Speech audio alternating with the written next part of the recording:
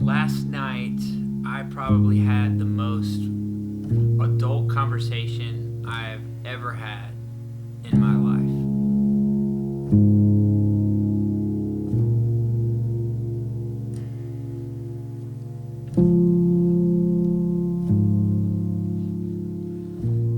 Yesterday was my dad's birthday, and I had probably the most real, deeply spiritual, healing, just powerful conversation that I think I've ever had with him in my whole life. We have a special kind of relationship, my dad and I. We don't talk a ton.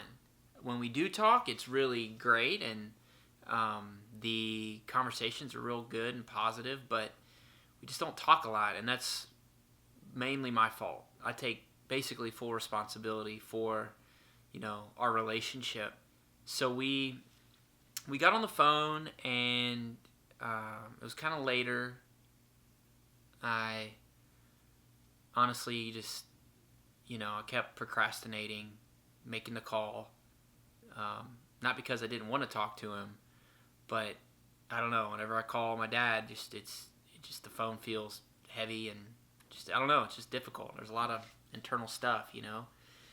Our relationship really got strained when my mom and dad got a divorce. So I was probably 16, and my mom moved out, and I moved out with my mom.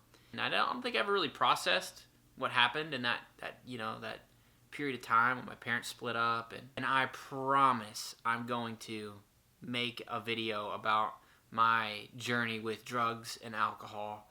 I've been putting it off, but I'm going to do it. But not today. So when I was 16, I went to a treatment center. So I went to a drug and alcohol treatment center, came back from that treatment center, and immediately my parents split. So it was like rehab, parents divorce. And so just everything was just all over the place. I was not healthy. I was trying to figure out like my life, and it just so much stuff was going on. And my mom was going through her own journey and process, and it was like a whirlwind. Like it was super, super crazy.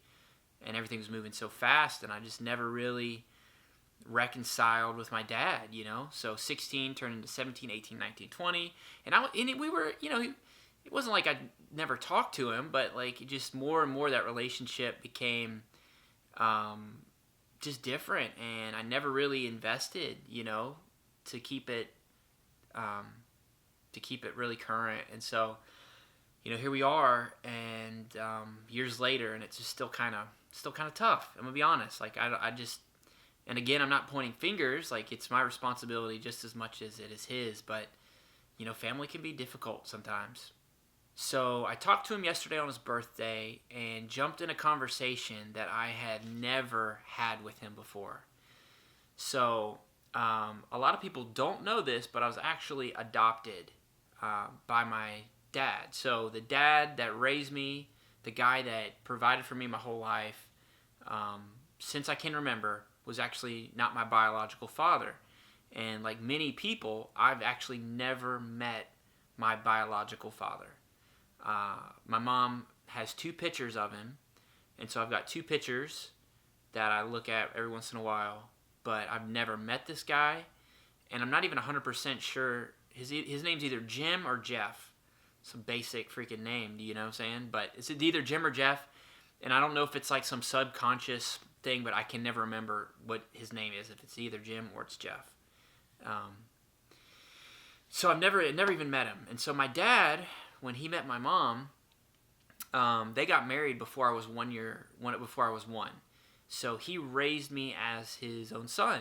And so obviously I'm dark complected. I've got dark hair, dark skin. And if you've ever met my dad, he's a blonde-haired guy. He's got like hazel blue eyes. My younger brother's blonde hair, blue eyes. And I am dark. So in our baby pictures, I've got this German blue-eyed looking brother, My dad's got curly blonde hair. My mom's, she's kind of dark complected, kind of olive, but kind of light skinned. And then me, I looked literally like Eastern. My hair was big. I had these squinty eyes and super dark complected, and just looked nothing like at least my dad and my brother. I did look like my mom, and I never really thought about it. And then I think one day, 10, 11, 12, I just kind of put two and two together, and I was like, why don't I look like the rest of my family, And I talked to them, and that's when they told me that I was, I guess, adopted. And so that was, that kind of was like crazy to think about as a, 10, 11-year-old. You're like, oh, that makes sense, first of all. And okay, all right, like, I don't know who my real dad is, but this, the dad that raised me, I never knew anything different, so I didn't know, why to question it or anything like that. Fast forward to last night, it was the first time in my whole life that I just thought to say thank you. I've never really talked to him about that before, but I don't know, it just kind of felt appropriate. So I was just like, thanks for raising me. Thanks for taking me in as a kid. Thanks for not treating me any different. Thanks for working overtime and swing shifts and, doing everything he could to move me along in my life. He started talking about how he knew my biological father. And I was like, for real? Like, I never knew that, It's kind of crazy. You start having these conversations, and he was like, yeah, that guy was a loser. He's like, basically as soon as he, got wind that your mom was pregnant, he freaked out, and he skipped town, and he ran off. Hey, babe, you waiting on me? Okay. Can I just finish this and meet you down there? And I guess for the first time in my life, I'm realizing that not ever meeting my dad, not having a dad that my biological father, not wanting anything to do with me as a kid, I never knew how that showed up in my life. I always kind of figured, whatever, it's weird, it's part of my thing, but like whatever. And I guess now I see that like that stuff like messes you up super deep, super like on the internal. There's like, I guess there's like rejection, and there's this, feeling you're a failure and you got to overcompensate or whatever. And I was able to say like, dude, I was gonna have to process through that stuff and deal through that stuff, and it just honestly wasn't your fault. And thank you for raising me, and thank you for doing everything you could to provide a life for me. And I remember just having the conversation, just saying the words, and then hearing his response back to me after I said thank you for just being my dad, thank you for taking me in, thank you for loving me like I was literally your own.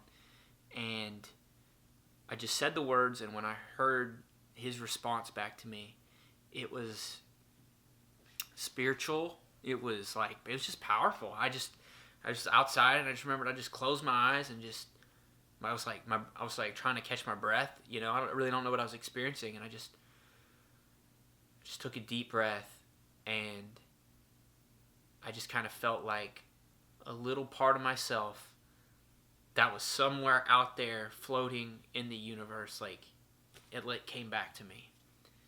And so I don't know what happened. I don't know if that's forgiveness, or I don't know if that's healing. I don't know if that's like, I don't know what it was, but I felt something shift last night just talking to my dad. And we've got a long way to go. And my dad is, he is a character.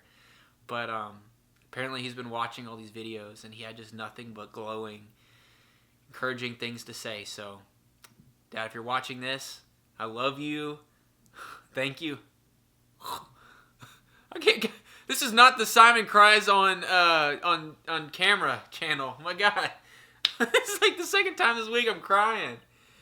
Oh. You guys did not sign up to be my therapist. But it's powerful. It is powerful. This world is a good place.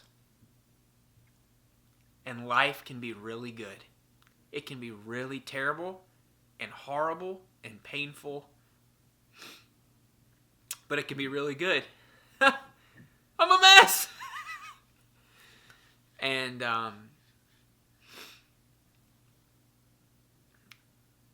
so, yeah, that's what's up. See you tomorrow.